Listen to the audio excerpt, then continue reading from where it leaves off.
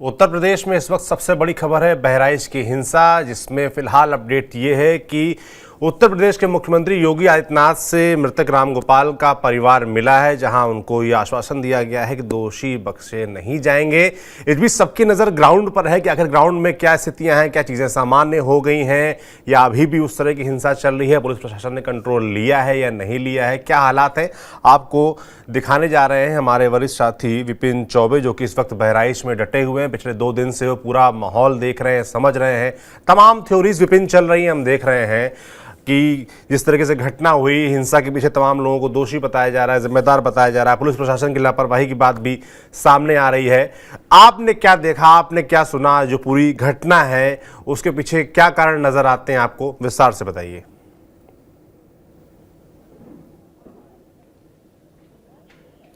देखिए सौरभ, मैं इस वक्त बहराइच जिले के महाराजगंज के उसी बाजार में मौजूद हूं जहां पर हिंसा की शुरुआत हुई थी, और सिलसिलेवार तरीके से ग्राउंड पर मौजूद होने के नाते मैं वो विजुअल्स दिखाता हूं, वो बाजार दिखाता हूं जहां से हिंसा शुरू हुई, जहां से हिंसा फैली, जहां से बहराइच जला और जहां से रामगोपाल मिश्रा नामक युवक की मौत हुई। सबसे पहले आप देखेंगे जहां वो पुलिसकर्मी आपको बैठे हुए नजर आ रहा है, और जो टीन शेड दिख रहा है ये मोहम्मद हमीद का, अब्दुल हमीद का घर है, और इस अब्दुल हमीद के घर के ऊपर जो टूटी हुई रेलिंग है, इसकी तस्वीरें आपने देखी होंगी सौरभ, कि एक शख्स यहां पर चढ़कर झंडा उतारता है और भगवा झंडा लगाने की कोशिश करता है। दरअसल ये पूरा विवाद क्या है, ये पूरा विवाद शुरू कैसे हुआ, वो मैं सिलसिलेवार तरीके से आपको समझाने की कोशिश करता हूं। जिस इलाके में मैं खड़ा हूं ये बहराइच का, महाराजगंज का मेन मार्केट है, और ये इसमें डोमिनेशन जो है, यानी जो बाहुल्यता है, वो एक विशेष समुदाय यानी मुस्लिम समुदाय के लोग इस पूरे इलाके में ज्यादा रहते हैं। यही वजह है कि आपको यहां देखिए मस्जिद नजर आएगा, घरों पर हरे झंडे नजर आएंगे, और इसके अलावा आपको यहां मुस्लिम बाहुल्यता आपको नजर आएगी। सकरा इलाका है और ये मेन मार्केट का इलाका है।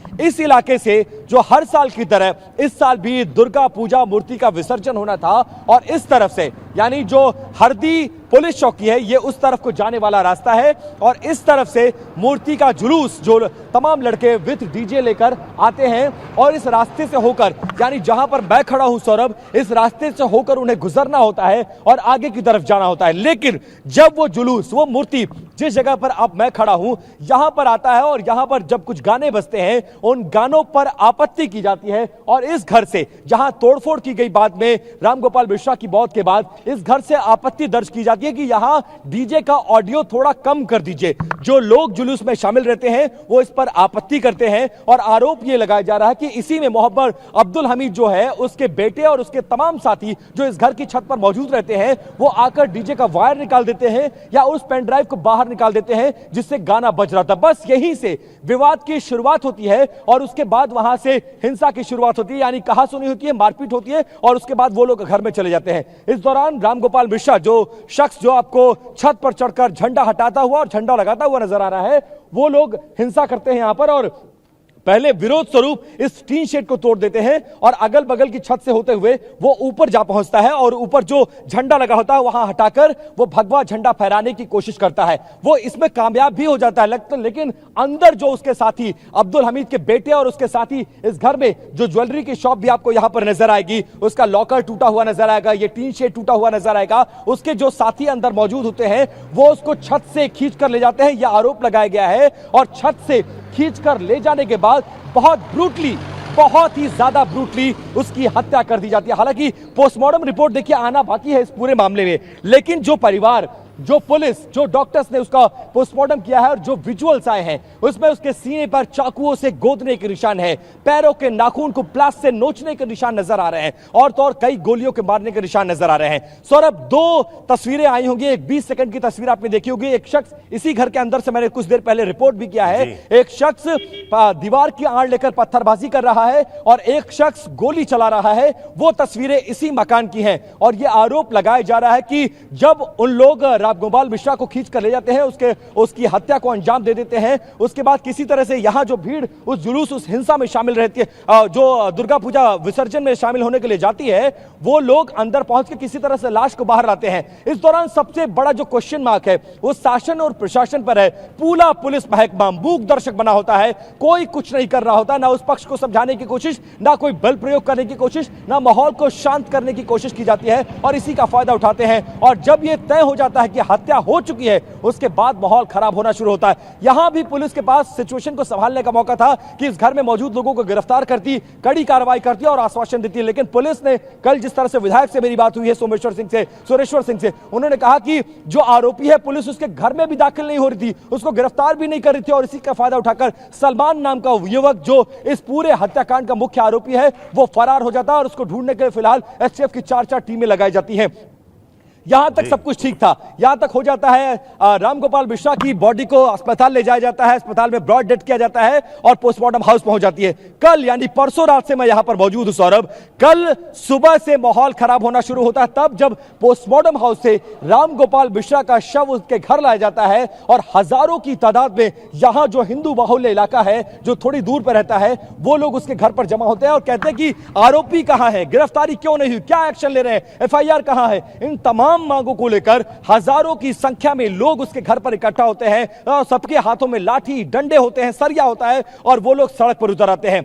10 बजे के आसपास इस पूरे मामले में डीएम और एसपी मौके पर नजर आती है। सुबह 10 बजे से पहले सब लोग नदारद रहते हैं और 10 बजे के बाद हिंसा होनी शुरू हो जाती है सौरभ। 10 बजे के बाद हालत यह होती है कि हजारों की तादाद में जिस सड़क पर मैं मौजूद हूं यहां से थोड़ी दूर जहां पर वो आपको झंडे नजर आ रहे हैं और दूर खड़ी वो भी नजर आ रही है, वहां पर हजारों की संख्या में भीड़ रहती है। इक्का दुक्का मैंने दर्जन, आप ये समझिए दर्जनों पुलिसकर्मी की मौजूदगी रहती है और हजारों की भीड़ को वो कंट्रोल करने की कोशिश करते हैं। उन पर भीड़ हावी हो जाती है और पुलिस वालों को हटना पड़ता है, पुलिस वाले उनके साथ साथ चलते हैं और पूरी भीड़ इस मार्केट में आ जाती है। और ये वो जो पूरा इलाका है आप देखेंगे वहां जहां कालिख आपको सड़कों पर नजर आएगी वो इलाका जरा सुभाष दिखाइए, जहां पर बाइकों में आग लगा दी जाती है, दुकानों के शटर तोड़ दिए जाते हैं, दुकानों में लूट की जाती है और जो भी उनके हाथ इस पूरे बाजार में लगता है उन सबको तहस नहस कर दिया जाता है। और कुछ निशान अभी भी बाकी है वो मैं आपको दिखाने की कोशिश करता हूं। हालांकि आज सुबह से साफ सफाई नगर पालिका लगी हुई है, पूरा कचरा यहां से साफ किया जा रहा है, मलबा साफ किया जा रहा है और नगर पालिका के कर्मचारियों को भी मैं आपको यहां से दिखा रहा हूं। बहुत बड़ी संख्या में नगर पालिका के जो क्रेन्स हैं, जेसीबीस हैं, मशीन हैं, उनको बुलाया गया है और इन तमाम एम्प्लॉयज के जरिए बाजार से मलबे को हटाने का काम शुरू कर दिया गया है। कुछ निशान अभी भी यहां पर आपको मौजूद होंगे जो दिखाते हैं कि कल यहां पर हिंसा क्या हुई। सर आपने मेरी बहुत सारी रिपोर्ट्स को देखा होगा, ये वो तमाम इलाके हैं जहां पर देखिए आग लगाया गया, बाइकों को तोड़ा गया और इस पूरे इलाके में जमकर हिंसा की गई। पुलिस मूक दर्शक बनी थी। 12 बजे के बाद जब ये तस्वीरें टेलीविजन कैमरों पर चलना शुरू होता है और पूरे देश में यह हंगामा हो जाता है कि बहराइच जल रहा है, बहराइच सुलग रहा है, बहराइच में दंगे जैसा माहौल है। मुख्यमंत्री को सामने आना पड़ता है, डीजीपी की बैठक बुलानी पड़ती है, अमिताभ यश जैसे काबिल अधिकारियों को ग्राउंड पर उतारना पड़ता है, तब जाके हालात थोड़ा सामान्य होता है। 12 बजे के बाद पुलिस एक्टिव होती है, आंसू गैस के गोलों का इस्तेमाल किया जाता है, लाठियों का इस्तेमाल किया जाता है और इस बाजार से जो खचाखच लोगों से भरा हुआ था, इस बाजार से भीड़ को निकालकर उस तरह पहुंचाया जाता है। ये इलाका तो शांत हो जाता है। इस दौरान आपने देखा होगा एक ई रिक्शा में आग लगा दी जाती है, बाइकों के शोरूम में आग लगा दी जाती है, कारों में आग लगा दी जाती है, बाइकों में आग लगा दी जाती है। और इस दौरान सबसे बड़ी बात यह कि जैसे तैसे हालात को यहां सामान्य तो कर लिया जाता है, लेकिन ये जो भीड़ बाकी के इलाके में पहुंचती है, यानी हरदी पुलिस चौकी के आगे के इलाके में जहां पहुंचती है, वहां उन्हें जहां जहां एक समुदाय विशेष के घर, मकान, दुकान जो कुछ भी मिलता है वो उसमें आग लगाती जाती है।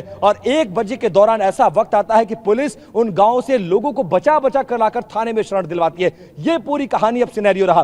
कल के बाद मुकदमा दर्ज कर लिया गया है, 30 से ज्यादा उपद्रवियों को गिरफ्तार किया गया है। सलमान जो मुख्य आरोपी है वो फरार बताया जा रहा है, उसकी गिरफ्तारी के लिए आसपास के 2-4 जिलों में पुलिस लगातार छापेमारी कर रही है। और देर दोपहर के बाद रामगोपाल मिश्रा के शव का अंतिम संस्कार भी कर दिया जाता है और उसके बाद भीड़ को तितर बितर कर दिया जाता है। देर रात तक ये खबरें आती रही हैं कि तमाम इलाकों में जो मुस्लिम बाहुल्य इलाका है, एक समुदाय विशेष इलाका है, उन इलाकों में छुटपुट घटनाएं हुई है। उसके बाद देर रात सीआरपीएफ, इसके अलावा rapid action force, PAC, Gorakhpur zone से पुलिस, आसपास के जिलों से पुलिस बहुतायत में बुलाई जाती है। यह सब कुछ परसों शाम को भी किया जा सकता था। अगर ऐसा किया जाता सौरभ, तो कल जिस तरह से बहराइच जला है ऐसा बहराइच नहीं जलता। पूरे दावे के साथ कह सकता हूं मैं, पुलिस की हीला हवाली, पुलिस का ढीलापन बहराइच पर भारी पड़ गया। और 7 साल के सरकार के इतिहास में जिस तरह का दंगा हिंसा कभी नहीं होती, एक बड़ा दाग बहराइच के रूप में सरकार के दामन पर लगा है। फिलहाल सलमान की तलाश में एसटीएफ समेत पुलिस लगी हुई है।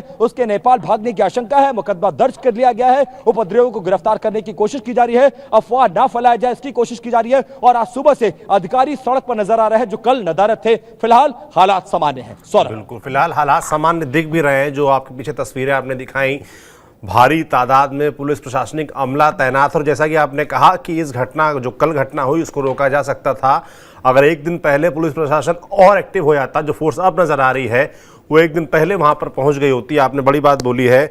इस बीच खबर यह भी है कि मुख्यमंत्री योगी आदित्यनाथ से परिवार मिला है रामगोपाल का। आपकी बात भी हुई थी रामगोपाल के परिवार से, क्या उनकी डिमांड्स हैं, क्या वो मांग कर रहे हैं? जी देखिए, एक सामान्य वर्ग से आने वाला ये परिवार है और कल जब सड़क पर उसके शव को रखकर प्रदर्शन किया जा रहा था तो परिवार यही चाह रहा था कि हमें नौकरी नहीं चाहिए, हमें पैसा नहीं चाहिए, हमारे बेटे को आप वापस नहीं कर सकते, लेकिन मेरे बेटे को आप इंसाफ तो दे सकते हैं। आप तो ऐसे लोगों पर, ऐसे दंगाइयों पर, ऐसे हिंसा करने वालों पर, ऐसे नफरती लोगों पर बुलडोजर चलाते हैं, एनकाउंटर करते हैं। कहां है सरकार की वो कार्रवाई? कब गिरफ्तार होगा सलमान? मेरे बेटे के कातिलों को कब सजा मिलेगी? परिवार ये चाहता था। मां बिलख रही है। उसके 4 बेटे थे जिसमें 3 बेटों की मौत हो चुकी है, सिर्फ इकलौता एक बेटा बचा हुआ। और रामगोपाल मिश्रा जिसकी मौत हुई है, 85 दिन पहले उसकी शादी हुई थी। सोचिए, उसकी दुल्हन, उसकी पत्नी के हाथों का अभी मेहंदी भी नहीं उतरी थी कि वो विधवा हो जाती है। तमाम लोग आज लखनऊ मुख्यमंत्री आवास पहुंचे हैं, मुख्यमंत्री से मुलाकात कर रहे हैं और सिर्फ एक मांग है कि कड़ी से कड़ी कार्रवाई, और ऐसी कार्रवाई जो बहराइच के इतिहास में नजीर बने, ताकि अगली बार से जब दुर्गा पूजन का जुलूस निकले तो कोई पत्थर मारने की हिम्मत ना कर सके, कोई इस जुलूस को रोकने की हिम्मत ना कर सके। और दोनों धर्मों का बराबर, क्योंकि इसी इलाके से मुहर्रम का जुलूस निकलता, कोई हाथ नहीं लगाता है, तो फिर दुर्गा पूजा के जुलूस के दौरान पत्थरबाजी क्यों? यह सवाल है परिवार का। और इन्हीं तमाम सवालों के साथ परिवार मुख्यमंत्री के पास पहुंचा है लखनऊ, और फिलहाल मुख्यमंत्री मुलाकात कर चुके हैं उनसे और आश्वासन दिया गया है कि आपको निराशा नहीं होगी, कड़ी कार्रवाई होगी। और इस सरकार पर फिलहाल परिवार ने कार्रवाई का भरोसा जताया है और परिवार थोड़ी देर बाद बहराइच की तरफ लौट रहा है। बिल्कुल, धन्यवाद विपिन तमाम जानकारियों के लिए। आप ग्राउंड पर है, फिर से आपसे जुड़ने का प्रयास करेंगे जब कुछ और अपडेट्स आएंगे हम तक। बहुत धन्यवाद। बाकी बहराइच में फिलहाल ग्राउंड पर क्या हालात हैं? चीज़ें सामान्य दिख रही हैं, साफ सफाई करवाई जा रही है। जो मृतक रामगोपाल है उनका परिवार मुख्यमंत्री योगी आदित्यनाथ से मिला है, वहां से उनको सख्त एक्शन का आश्वासन दिया गया है। आगे पूरी घटना को लेकर क्या होता है इस पर हमारी नज़र बनी रहेगी। बाकी बहराइच के लोगों से यही अपील है कि वो शांति बनाए रखें, किसी तरह की हिंसा की ओर आगे ना बढ़ें। बाकी सरकार अपना काम क्या करती है, कैसे करती है, इस पर नज़र हमारी बनी रहेगी। जो भी अपडेट होगा आप तक पहुँचाते रहेंगे। आप देखते रहिए TV9 डिजिटल। शुक्रिया।